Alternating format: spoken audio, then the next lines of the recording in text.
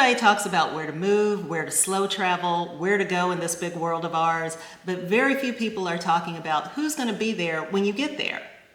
Yeah, and if you don't have a community or feel like you're part of the new place you're going to, you're more likely to feel like a failure and come right back to the United States. So that's what we're talking about today on this channel, how to build an expat community before you even move.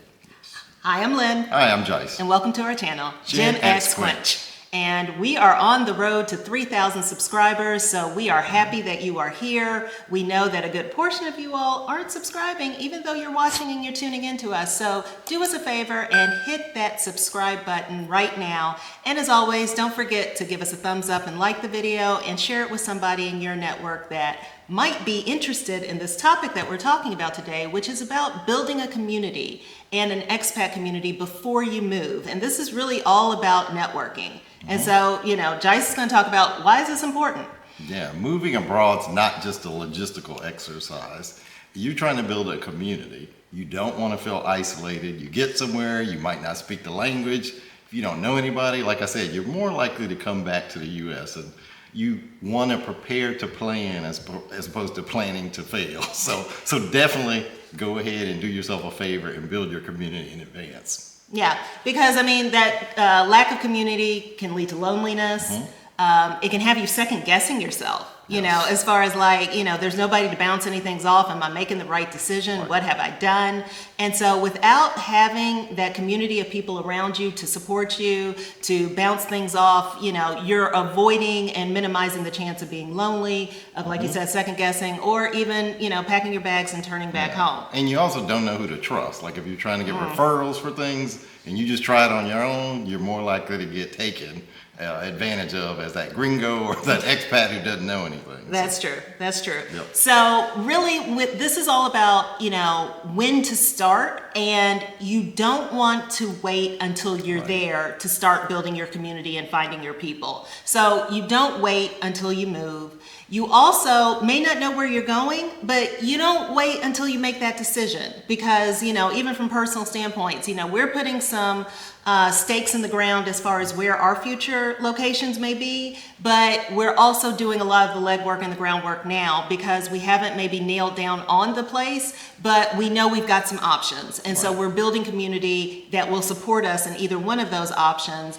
And so therefore, you really want to start building this community and start networking while you're thinking about it. So just the fact that you're watching us means that you're thinking about it. And so this is the time to start building that expat community. We've been doing it, maybe unintentionally to have shifted to more intentionally over the last few years. And I would say that we have dozens, if not hundreds of people probably that could support us in this journey of our living abroad or traveling abroad and slow travel. So let's jump into it. We've kind of got 3 key communities that you need to build before you move. Jice, kick us off. The first one is your virtual group. And where do you find this virtual group?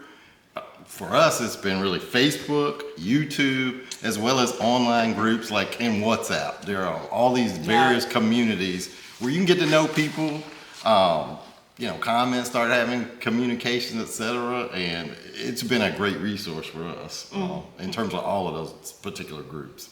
And then how it starts, usually you just kind of lurk on those groups. You kind of just watching what people are saying, see if any topics interest you, reading more about that, going down various rabbit holes. Like when I was looking for residency information, I started going down all these different groups and just reading. And from there, you consume more content, ask questions, etc. Research, all of that. So you just kind of and you start seeing the same people. Like, okay, wait a minute, this person's curious in what I'm curious in, etc. And that's how you can start making contacts. Or you see the same people in the same group, in different groups. That's true. So if you're on Facebook group, I see some of the same names in multiple Facebook groups that we're associated with. Yeah. So what you're going to want to do is once you're in these groups, you start researching things. You're going to want to kind of shift your behavior from lurking to being more active. Comment, ask questions, engage people in their DMs.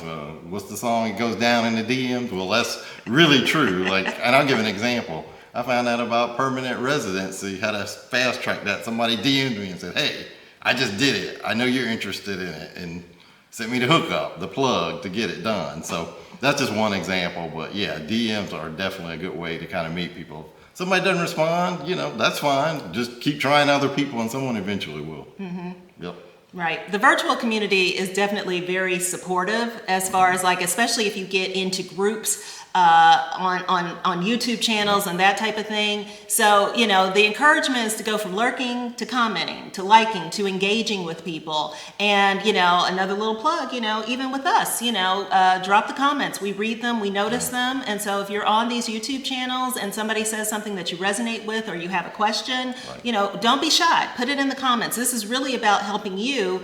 And you may not see it as building community, but if you're in this virtual phase, a lot of times it really is about your own personal research. It's more of a private thing as far as nobody knows your history or you're joining it.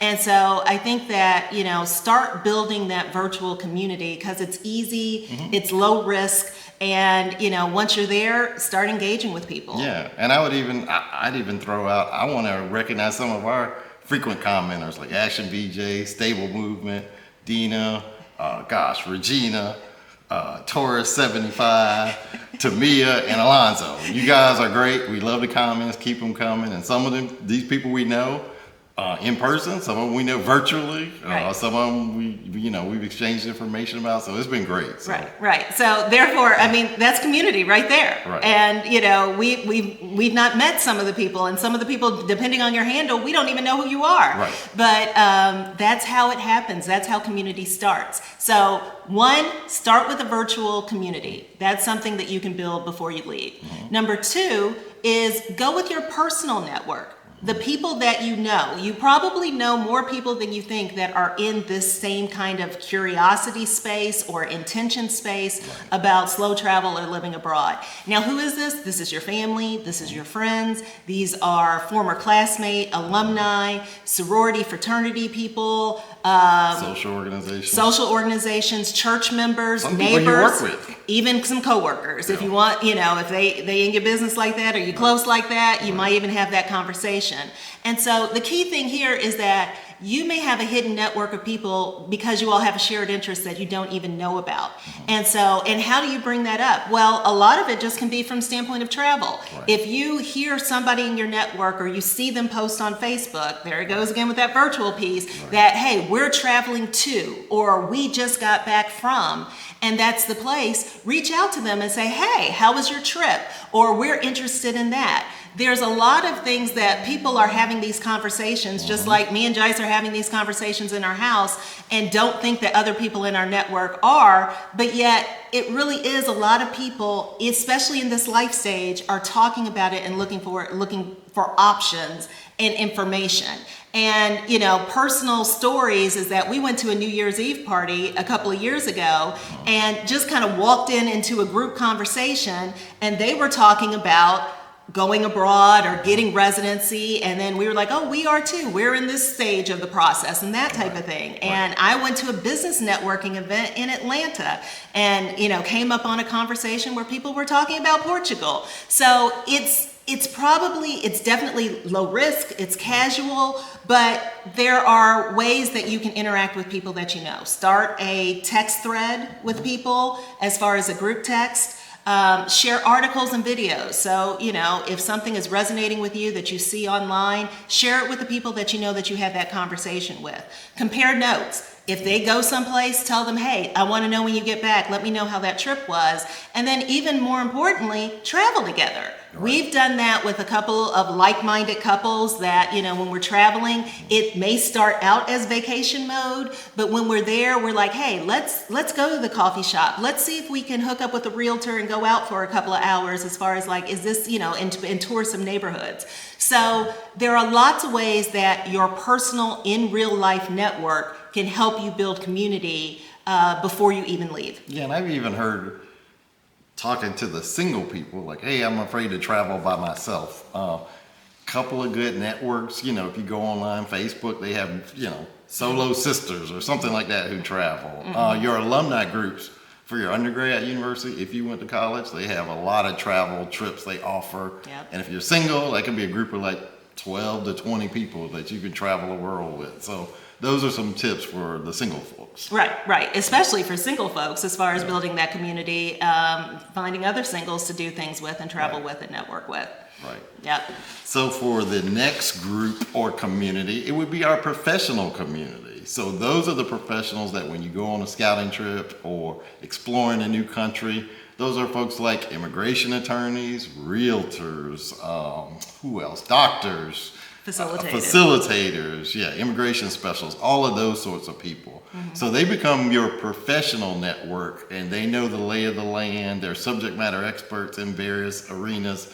And with those folks, you want to keep the relationship going, even after maybe you've gotten residency. For example, Lynne and I keep in touch with my facilitator, my immigration attorney. We're friends on Facebook. I'll comment when they go on vacation. They comment when we go on vacation. Right. They give us a like. Another reminder, like this video.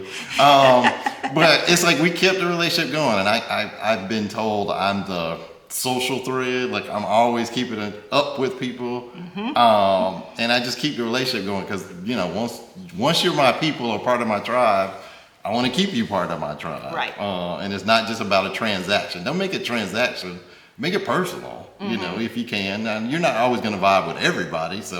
But for those you do and the relationship keeps going, keep that going because their network becomes your network, right. When you have a question. So I think that's important. Right. Yeah. That professional network, it may start out as a business transaction because these are the people that you will buy a service from to help you in that journey. So, whether it is legal or financial or just getting around, you may start, you might even just buy their program or just have a consultation with them. But whatever it is, once you do make that transaction, they are part of your network. So don't discount that. And they're part of that community. And 9 times out of 10, they're probably boots on the ground. They're probably in the location where you're trying to go. So when you get there, like Jice said, their network becomes your network. And that leads to, if you have those 3 communities, the virtual community, the personal network community, and then that professional community, it leads to this kind of hybrid effect of where they all come together. And so it's not, you can't necessarily just view them as individual because what happens is they overlap. And, the example of that is that, you follow someone online. We'll use our example as far as, Jice probably started following Black expats in Panama. And, you follow them on Facebook or YouTube or the YouTube channel. Facebook. And then it was like, he talked to me, we talked about it. He was like, I think I want to buy the tour. Right. And so he bought the tour. And then when the pre-tour meeting, there was a classmate. Yeah, my classmate was present, just happenstance. Right, that you hadn't really connected with. So a personal friend now crosses over into a professional group that I know. That started from a virtual transaction and that type of thing. Right. And so that was a reconnection. They go on the tour together. That person actually ends up moving to Panama. And on our trip to Panama, after they had moved there, we went to brunch, sitting at a restaurant and, on the patio, kikiing it up. And another person and her friend walk in and they know our friend because she lives there in Panama, but she happens to be a YouTuber that we follow. I knew immediately. I was like, I know her. She's got her own channel. She's got her own channel. And so we tell our friend that, we're fangirling over here because we know her. And she was like, fanboying too. And we're like, can you, she's like, well, I can make the introduction. So make the introduction, and long story short, then, we exchange WhatsApp information and that type of thing, and hopefully pretending, to meet up the next time we go to Panama and maybe do a collaboration or do something. But that was virtual, personal, and professional, all merging and combining in one. And the other thing about this is that this is all happening over an 18-month period. So I think that that's the hybrid effect of all of these networks, is that they do intersect, they overlap, and you pull on one thread and everything starts unraveling in a good way. It's like, you tip over the first domino and then all of the other ones tip over. Exactly. Yeah.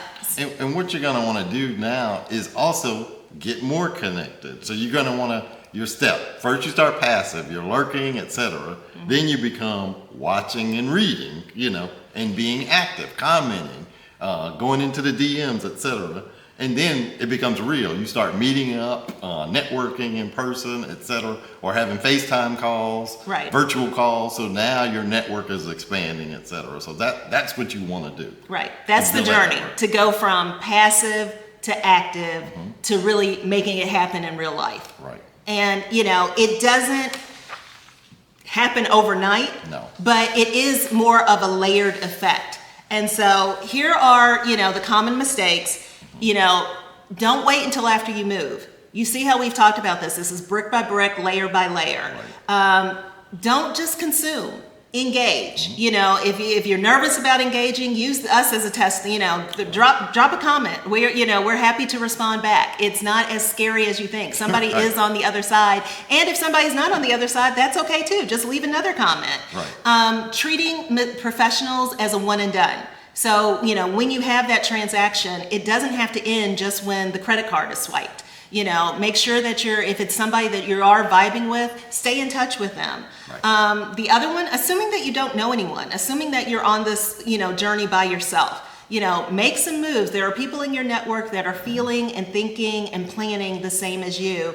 And then finally, not maintaining those relationships. Right. So it doesn't mean that these have to be things that you feed every day or every week, but just every now and then, even right now, stop and think of somebody that's been on this journey, send them a quick text message, Right. Reach out to them, comment on Facebook or send them a DM, but just do some little, drop some little breadcrumbs every now and then to keep these relationships warm and not let them go cold. Right. So we have a call to action for you. Mm-hmm. We want you to start today. So Yep. we're going to give you some tips or some action items to take care of. Start checking off your checklist. So the first one, you want to join 2 Facebook groups for the country that you're looking at going to. Mm-hmm. Second one, comment on 3 YouTube videos that you're interested in. Here's a hint. We are one. We're one. We're the first one. So go ahead and hit that like button now and a comment.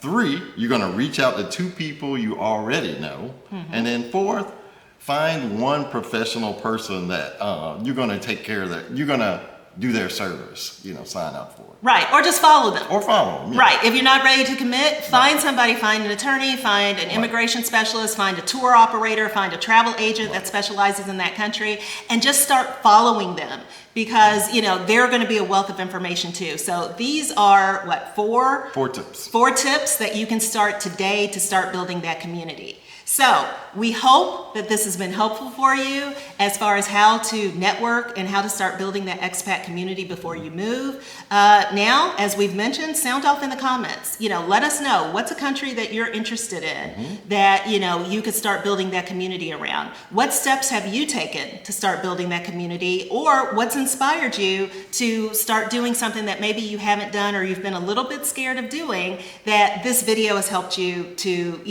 kind of get out of that fear zone and take a move to start building that community. We'd love to hear about it. And so jump in the comments and let us know. Yeah, and like Luther says, a house is not a home. So you don't want to go to a country and not feel like home. So take the steps now and go ahead and make the house a home. Do. For my Luther Vandross fans. So with that, Quench crew, we appreciate you. As always, we do ask for that like, that share, and definitely hit that subscribe button so you don't miss out on any future GenX Quench videos. And with that, Jice, anything else? That's it. All right, so we're signing off until the next video. Have a Adios. great day. Adios. Bye-bye.